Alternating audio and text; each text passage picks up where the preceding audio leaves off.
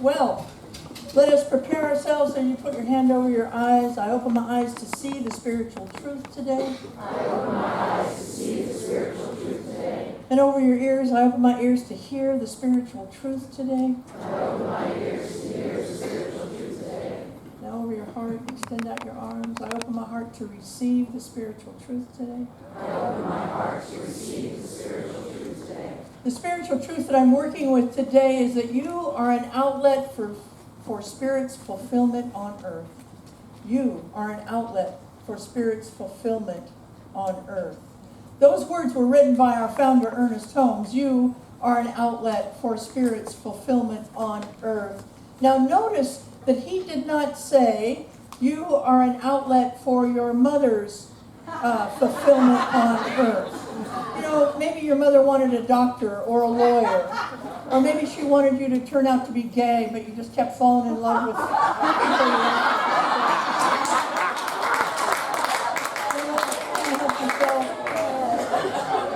You are not an outlet for your father's demonstration here on earth either. Maybe he was a jock and he really wanted you to be a jock.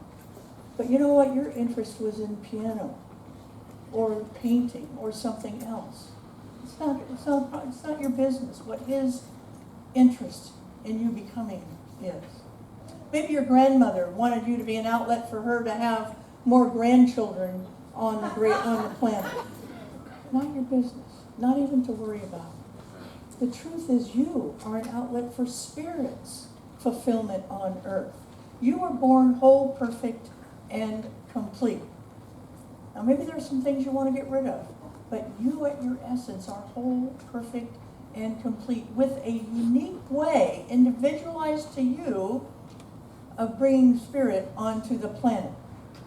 Your desires and your demonstrations for good, even those demonstrations and desires that you think might be selfish, are not selfish. They're here on purpose. They're purposeful. They're not accidents. Turn to a neighbor and say, I'm here on purpose.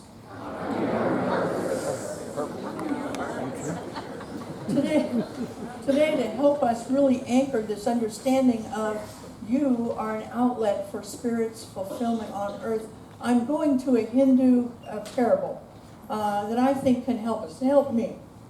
It was brought to us by the great Vivekananda, who was a Hindu monk and philosopher. And he tells a story. He said, I will tell you a little story.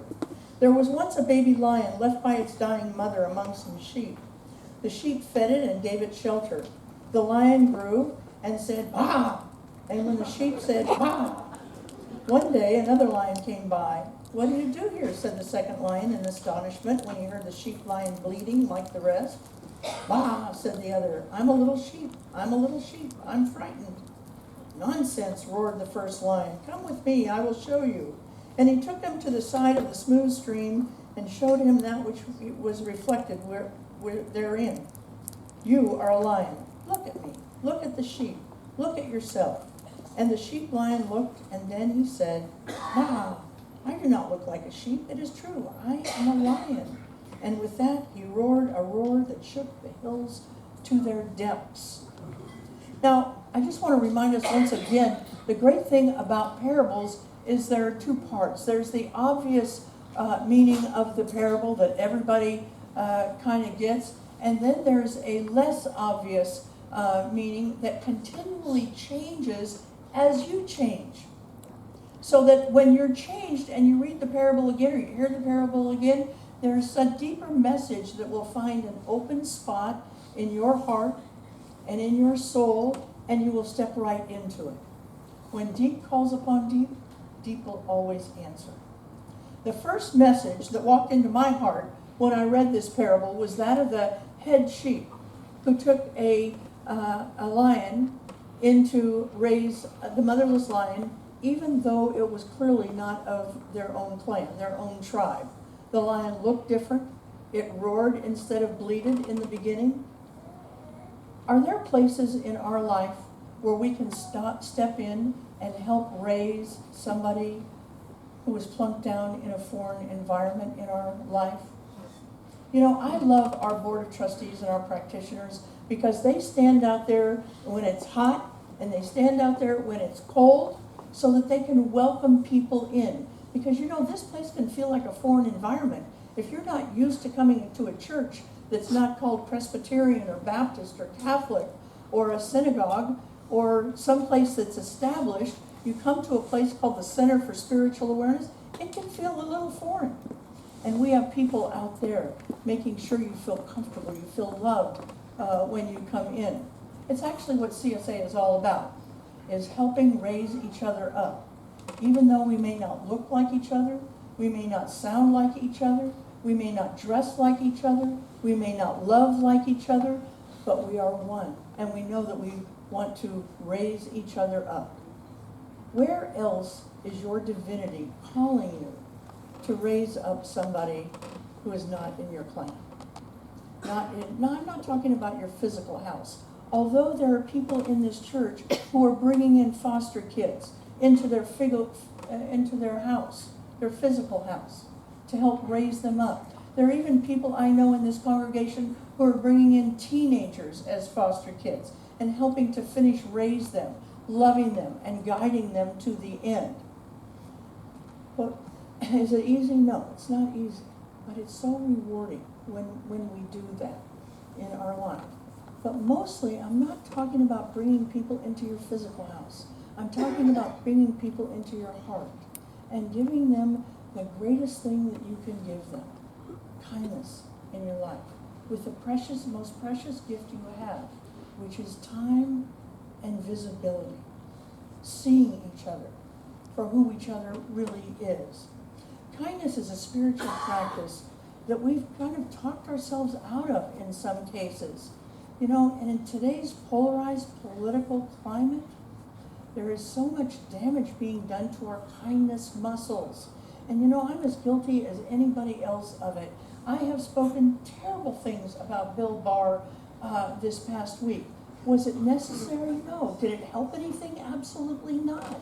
Now, it doesn't mean I don't have, I can't have ideas. It doesn't mean that I can't have opinions. But I don't have to sprinkle it with a lack of kindness. I don't have to sprinkle it with meanness in my life and add to this polarization that's happening in the world. So often we get caught up in judgment of people and conditions, and we do two things. We're not kind to them, and we don't allow them to be kind to us because we're afraid of them. I've told this story in the past. When my daughter was taken from me, all I could do for months was to cry and walk. One day, a sprinkler had broken my front lawn, and I had to fix it. And so I took the part that was broken, and I went to a hardware store. It wasn't a big box store. It was kind of just a regular hardware store. And this guy comes up to wait on me, and I knew he was going to wait on me because he had the vest on from the hardware store, so I recognized that part. But he had hair everywhere. He was what, the worst stereotypical thing you could think of as a biker, a mean biker. I thought this guy looked like. He had tattoos everywhere you saw. He had tattoos. His hair was all over, big beard. He had jeans on that were so funky they could have walked the aisles by themselves. I considered him to be a mess, but I was desperate. And so I handed it to him, and I said, I need one of these. This is broken in my yard. And he looked at me and he said, okay. And he takes me over to a rack, and he picks something up, and he hands it to me, and he says, this will fix it, and you'll be okay. And I needed to hear those words, and I just started to sob. Because I wasn't talking about the sprinkler anymore. And he scooped me up. He knew that he wasn't talking about the sprinkler too. And he scooped me up in his arms, and he held me tight. And he just kept whispering, it's going to be okay. It's going to be okay. That's what happens when we don't shut people out of our lives because they are different and not what we think they should look like. In New Thought, I think we're especially vulnerable to this idea that we shouldn't show people kindness, because if we show people kindness, we're going to keep them victims in their life. I think we've actually talked ourselves out of helping some people sometimes because we think if we help them, we're going to keep them stuck in handout mode. I don't think that's true. I think we have to be really careful. Are there people with entitlement mentality? Yes, I think there are. And frankly, they drive me nuts.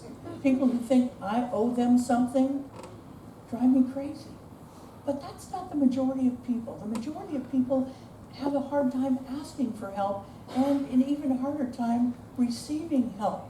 We're not being codependent when we offer help to another human being. We're simply celebrating our oneness in this life. In recovery, we often say, there, but for the grace of God go I, and we actually mean it in our life. But let's move on to the parable, the passage that says, the lion was taken care of by the sheep. It ate grass like the sheep, and it bleated like the sheep. And although it became a full-grown lion, it still thought it was a sheep. You are a bundle of love.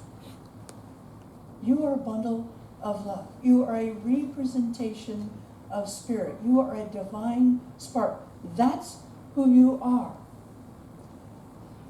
You are given to your earthly parents to help raise you, to help guide you in your life. But you were only given to them for your care. And like the lion who learned how to graze and to bleat, sometimes you and I have learned what our parents modeled and how they lived and how they talked and how they thought.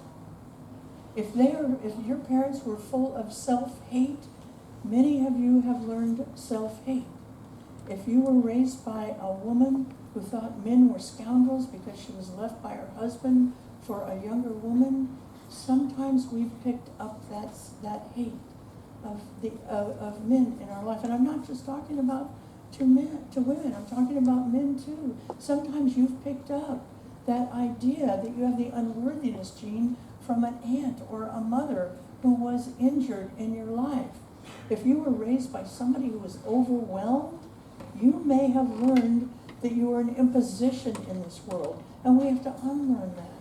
I was raised by a mother who worked 6 days a week at a flower shop from 8 in the morning until 6 at night, much longer during holidays, and she had a bad back. She worked standing up, 8 in the morning, 6 at night. She'd come home and she'd start drinking.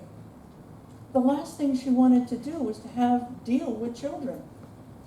My adult eyes, my spiritual eye, I can understand that. I can have compassion for it. Of course, she was too exhausted to deal with children.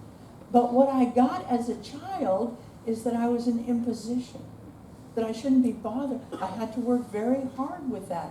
If you were raised by someone who thought transgender was bad and you're transgender, you have work to do to get back to that place where you know you are not who raised you in your life. If you were raised by people who thought poverty was sacred and having money was made people stingy and oppressive, you have work to do to get back to that place where you know who you are and you are not the people who raised you. If you were raised by people who didn't respect your body and who did not leave your dignity intact, you have work to do to remember that you are not the people who raised you.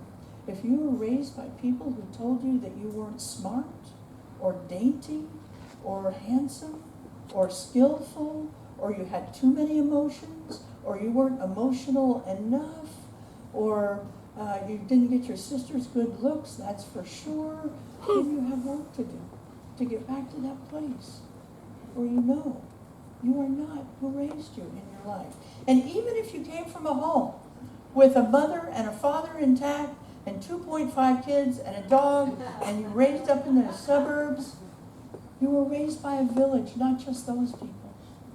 You were raised by a village of extended family, with church teachers, of clergy, of coaches, of neighbors. And if they gave you any messages, anything less than you are whole, perfect, and complete, you have work to do to be reminded that you are not who raised you in your life. But how do you do that? You do it by hooking up with a lion, like this lion did. You look up by hooking up with a person or people who know who they are and they know who you are. a person who will stick with you until the end.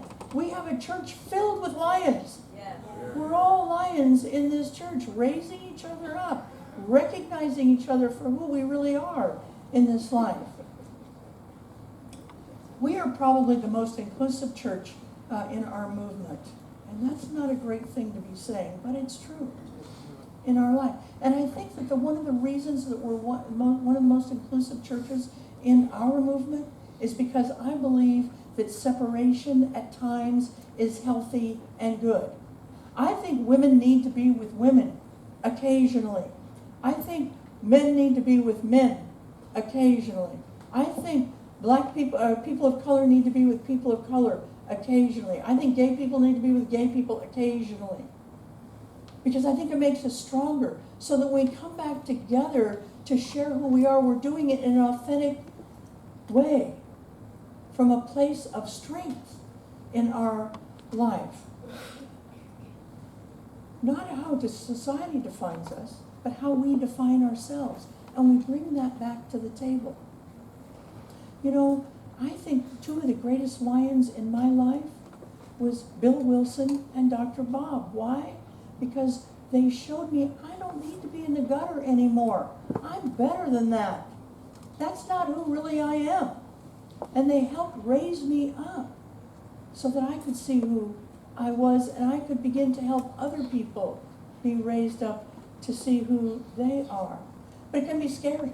If you've lived a life of a sheep and you're really a lion, if you've lived a life of an alcoholic in the gutter and you're really a person of honor, it can be scary to have a lion come by and say, oh, you know what? You're not that, you're this.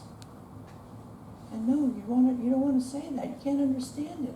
That's why we want you here every single Sunday, not just when the choir sings. We want you here every single Sunday so that we can be the lions we need to be for one another.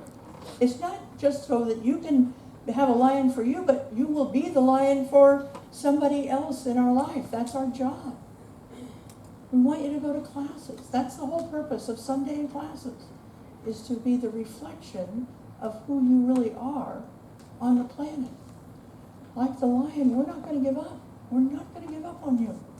We're here to tell you which parent you resemble the most, which is your divine parent. It's your heavenly parent, who's prosperous, who's joy-filled, who's a great communicator, who's self-confident, who doesn't have to get half blitzed to go to a party. Your parent who's compassionate and creative. You are a chip off that old block in your life. The parent that says, I will be with you no matter what. No matter where you've been or what you've done, I know who you are. You are divine in your life.